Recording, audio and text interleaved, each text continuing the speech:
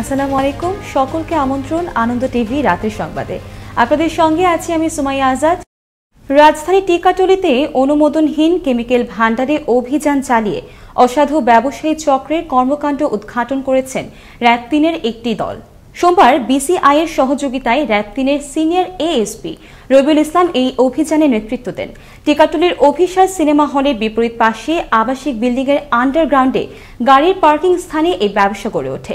নির্বাহী ম্যাজিস্ট্রেট পলাশ কুমার বসু জানায়, এ সময় কয়েক কোটি টাকার অনুমোদনহীন কেমিক্যাল জব্দ করা হয় এবং ভান্ডার সিলগালা করা হয়। এ সময় আটক করা হয় আরও 4 জনকে।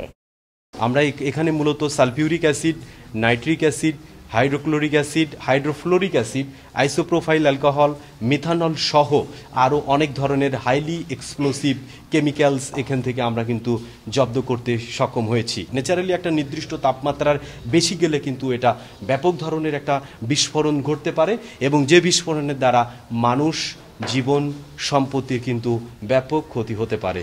হাজার বছরের শ্রেষ্ঠ বাঙালি বঙ্গবন্ধু শেখ মুজিবুর রহমানের শাহাদাত বার্ষিকী উপলক্ষে টঙ্গী প্রেস ক্লাবের উদ্যোগে আলোচনা সভা ও দোয়া মাহফিল অনুষ্ঠিত হয়েছে।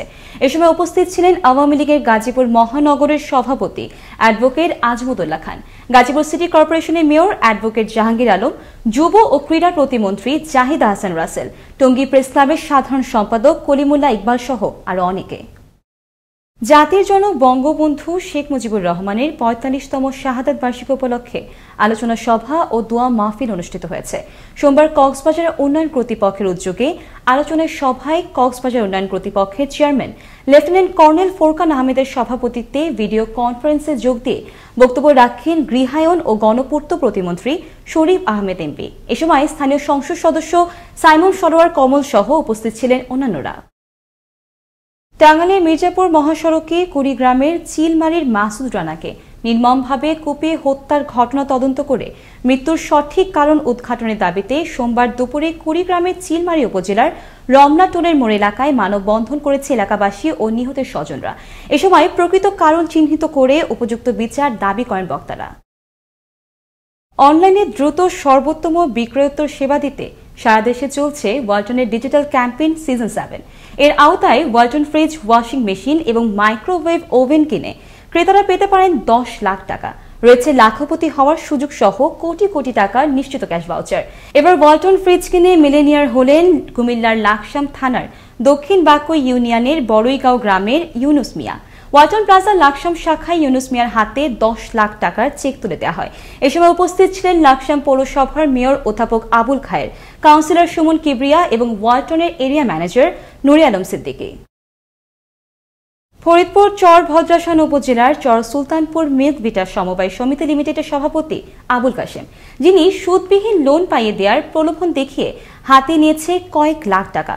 শুধু যে লোন তাই নয়, মিল্ক ভিটায় ও স্কুলে চাকরি দেওয়ার কথা বলেও হাতে নিয়েছে কয়েক লাখেরও বেশি টাকা। এমন অভিযোগ স্থানীয় ভুক্তভোগীদের। ফরিদপুর থেকে এস এম মনিরুজ্জামানের পাঠানো তথ্য ও ভিডিও চিত্রে দেখুন ডেস্ক রিপোর্ট।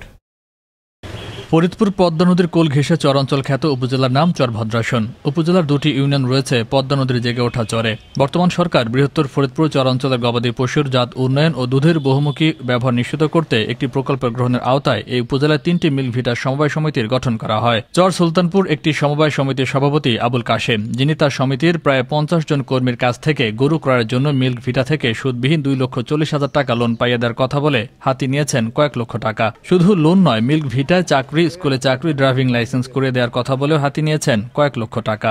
এখন লোন চাকরি তো দিচ্ছেনই না, বরং তার সাথে কেউ যোগাযোগ করার চেষ্টা করলে দিচ্ছেন নানান হুমকি।